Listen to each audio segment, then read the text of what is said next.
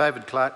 Thank you, Mr Chair. I want to say from the outset that this is fundamentally a good bill. And it's nice to stand here on this side of the House and be able to congratulate the government on taking this step forward and approving some changes to the New Zealand Superannuation and Retirement New Zealand Superannuation and Retirement Income Amendment Bill. Here we have some positive changes happening, particularly in respect of superannuation in New Zealand, which we know is a big issue that does need to be tackled. It's a government that has shied away in the past from dealing with this problem. We know John Key has said, for example, wouldn't tackle the superannuation age while he was Prime Minister, and he's been very clear about that, and hasn't suggested any other ways to tackle the fact that we have 5 New Zealanders in the workforce currently supporting 1 person in retirement, but in a few decades' time we'll only have 2 New Zealanders in the workforce to fund 1 person's retirement. And we've got, as a country, to have a mature discussion about this and come up with some really sensible suggestions as to how we tackle this particular issue. Now, part 1, of course, is the substantive part of the bill, and so it is good to see that the government is tackling this issue in at least one respect here by making changes that are positive to the super fund. And I'm sure that they'll be all leaping to their feet shortly. I can see Chris Bishop penning some notes so that he'll be certainly a contributor who will have something to say about the good things the government's done. But let's not also forget that at its outset, that Bill English called it a dog, and it's proven to be an incredibly successful fund. And we know that if the government had continued with contributions, as was done previously, that in fact it's been estimated, and this is a 2013 estimate, that there would be 10 billion more in the fund.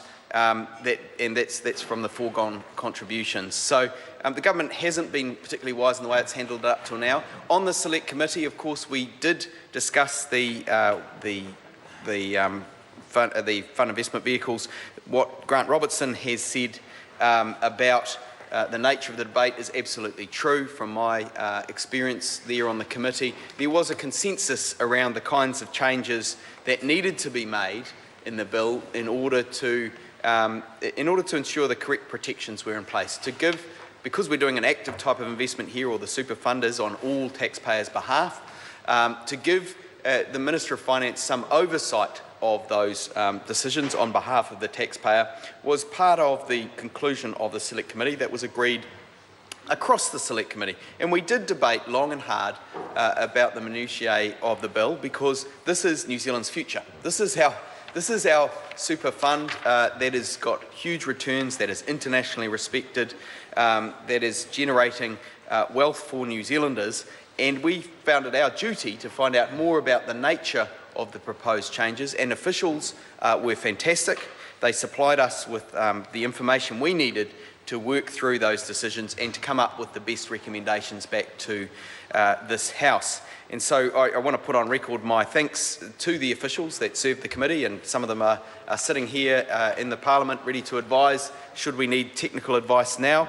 Thank you to those officials who helped us through that process and helped us work out what the tweaks needed to be to make sure that this Parliament's oversight was protected, to make sure that we had the right kind of policies in place that would ensure that this new opportunity was grasped with both hands and taken into the future. And it was a constructive process across the Select Committee, as they usually are, but which are very rarely seen. That constructiveness is really seen in the media, of course, but I think it's worth commenting on it here.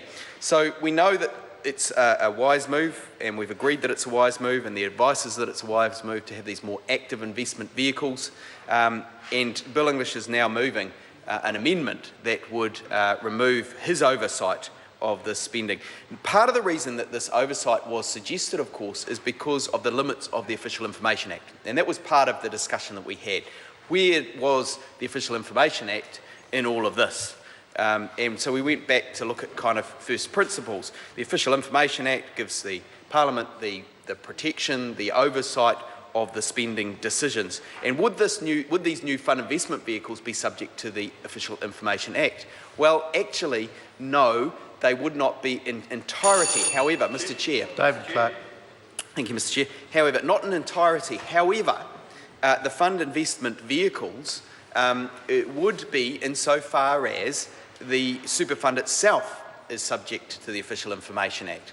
So the super fund, in recommending who the people were that were controlling the projects, would have overall accountability, and we could see as a parliament or any member of the public who had access to the Official Information Act, which is all members of the public, could ask legitimate questions about the oversight of these vehicles via the Official Information Act. Of course, a good deal of material we would expect would be withheld for commercial reasons, certainly for a period of time when these investments were in place.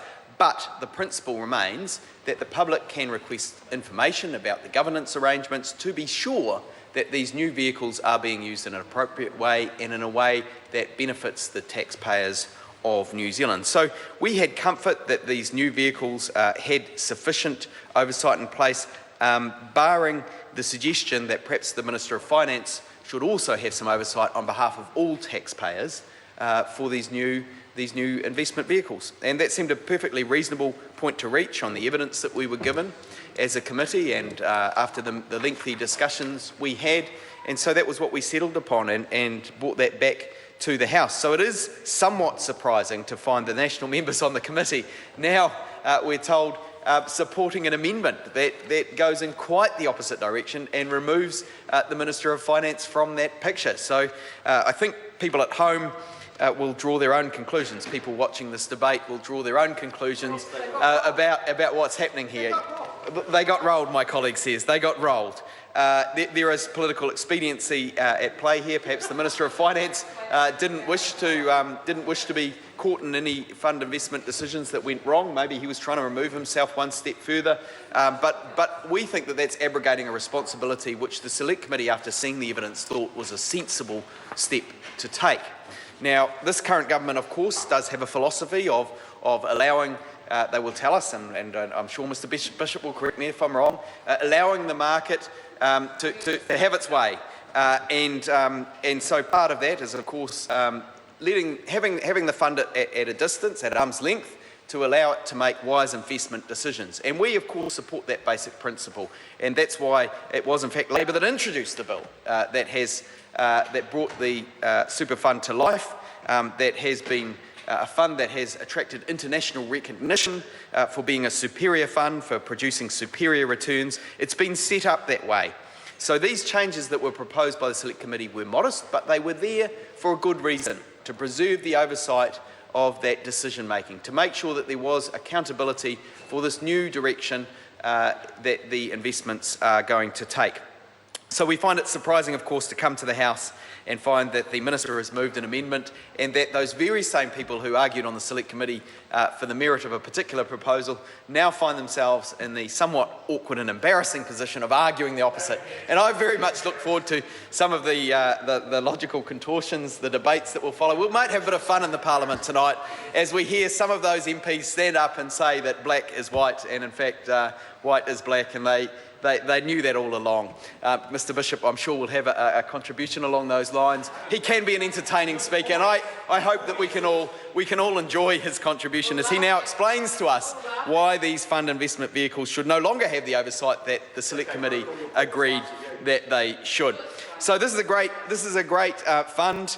The bill overall is one we would like to support because it is a small step towards taking the savings question seriously, a question that this government have shied away from in so many instances in their 7 cuts of the KiwiSaver scheme, in their failure to put contributions into the Cullen Fund, in John Key's ruling out tackling the issue of retirement savings costs going up without a plan to address that. In so many ways they have failed on retirement saving. This bill is actually a positive step overall in the right direction, barring this one very unusual contortion, which I'm looking forward to members opposite explaining for our entertainment. Thank you, Mr Chair.